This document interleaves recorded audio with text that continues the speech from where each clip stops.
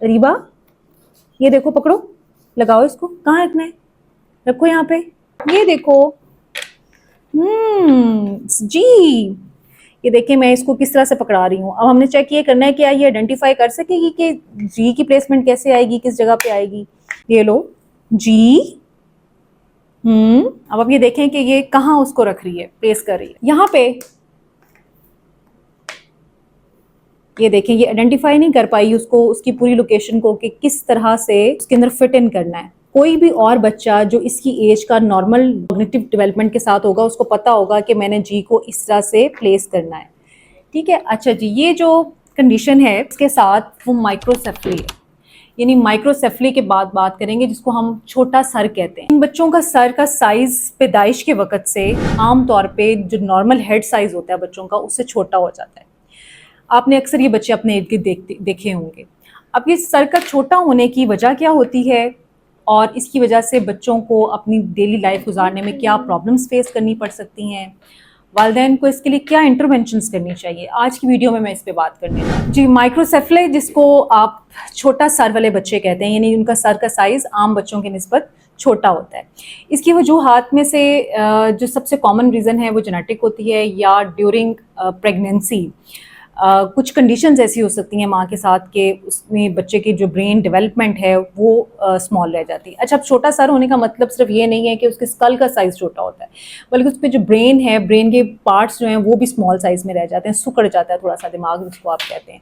उसकी वजह से बच्चे की कुछ सलाहियतें मुतासिर होती हैं, जिसमें सबसे ज़्यादा कॉमन जो उसकी सलाहियत मुतासिर होती है वो उसकी कॉग्निशन की सलाहियत है। कॉग्निशन का मतलब है कि सोचने समझने की सलाहियत, यानी इसके साथ जो बच्चे होते हैं इस कंडीशन के साथ, उन बच्चों की सोचने समझने की सलाहियत आम बच्चों की निस्बत कम होती है। यानी आईक्यू लेवल जो है वो बाज़ औक़ात सब एवरेज होता है, यानी नॉर्मल से थोड़ा सा कम होता है। अभी ये जो बच्ची आपके सामने काम कर रही है, इसके साथ भी यही इशू है। अब आप देखिए, इसके सामने बहुत सारे अल्फ़ाबेट्स जो हैं वो पड़े हुए हैं और उसको इसने फिट करना है। इसकी उम्र के जो बच्चे हैं वो आमतौर पे ये वाली एक्टिविटी बहुत क्विकली परफॉर्म करते हैं, और थोड़ी सी भी हेल्प और सपोर्ट उन्हें की जाती है तो वो आइडेंटिफाई कर सकते हैं कि ये पज़ल किस तरह से सॉल्व करना है।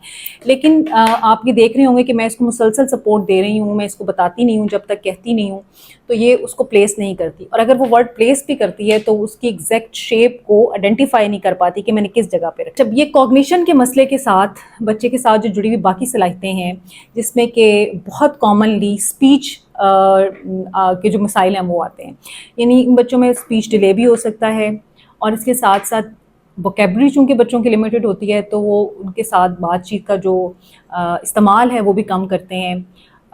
उसमें साउंड भी मुतासिर हो सकता है बच्चे का, उसमें लफ्ज़ जो हैं उनकी भी कमी हो सकती है, और बच्चे को बार बार प्रॉम्प्ट भी करना पड़ता है। जैसे अभी मैं आपके सामने उसके साथ अगर ये बोलती हूँ और इसे कहूँगी कि ये रीबा क्या है, ये आई, ये लो रीबा इधर देखें, आप देखेंगे इसकी अटेंशन और फोकस में भी प्रॉब्लम है। ये देखें, आई क्या है, आई पकड़ो, हाँ बोलो आई, आई, वेरी गुड। फिर हम हाई फाई भी करेंगे, हाई फाई करने पहले, ओके चलो, आई पुट इट हेयर, आई बोलो, आई। अब देखिए बहुत स्लोली उसने बोला और रिस्पॉन्ड किया, और मेरे 4 से 5 दफ़ा कहने पर उसने रिस्पॉन्ड किया। इसका मतलब ये है कि इन बच्चों के साथ जब स्पीच का इशू आ गया, कॉग्निशन कम हो गई, आईक्यू लेवल कम हो गया, तो फिर यकीनन इनको जो इनकी एजुकेशनल एक्टिविटीज़ हैं उनको परफॉर्म करने में भी प्रॉब्लम्स का सामना करना पड़ता है। और इनमें से बहुत सारे बच्चे जो हैं वो नॉर्मल जो माइलस्टोन हैं, एजुकेशनल माइलस्टोन्स हैं, वो भी अचीव नहीं कर पाते। यानी ये आम बच्चों की तरह से इनकी जो पढ़ने लिखने की सलाहियत है वो नहीं होती है, और इनको एडिशनल सपोर्ट की ज़रूरत होती है। अच्छा, अब सवाल यहाँ पे ये पैदा होता है कि इन बच्चों के लिए स्कूल का इंतखाब क्या किया जाए। तो आपके पास 2 तरह की ऑप्शंस होती हैं, एक स्पेशल एजुकेशन है और एक आम स्कूल्स हैं।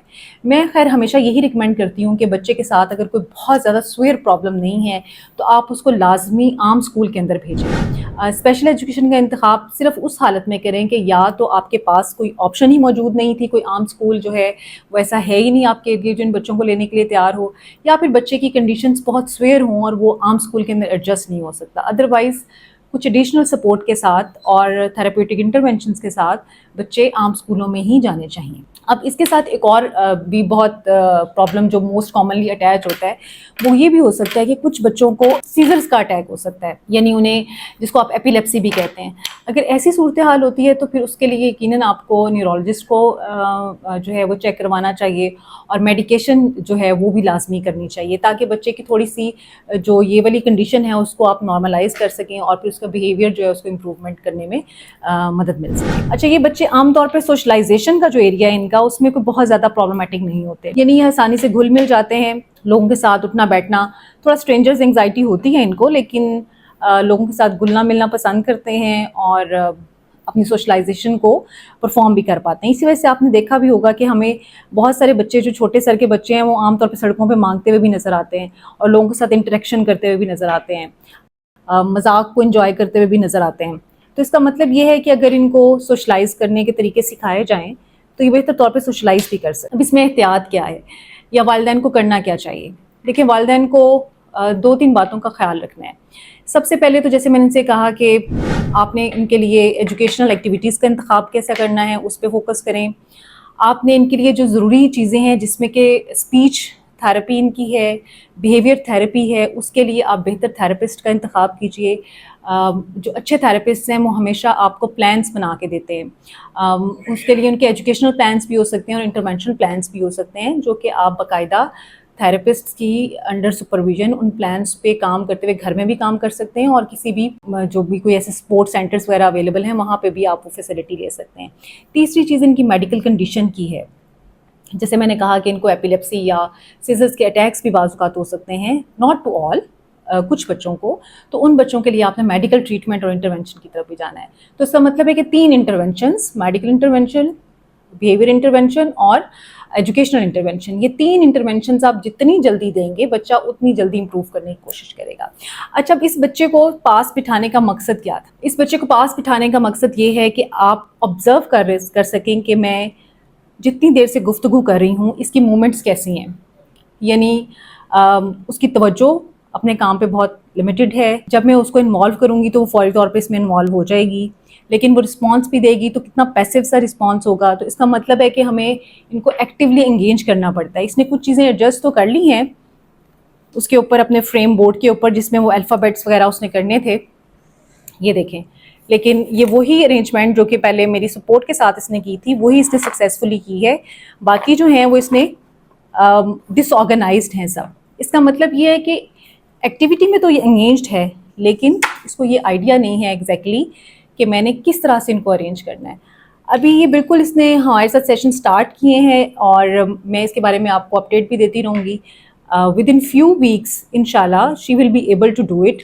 اور جب یہ ہمارے پاس آئی تھی بالکل شروع میں تو یہ اتنا بھی رسپانس نہیں کرتی تھی. تو اب کچھ انٹرونشنس کے ساتھ اس نے بیٹھنا سیکھ لیا ہے اور اس کے ساتھ ایکٹیویٹی کے ساتھ انگیج ہونا سیکھ لیا ہے.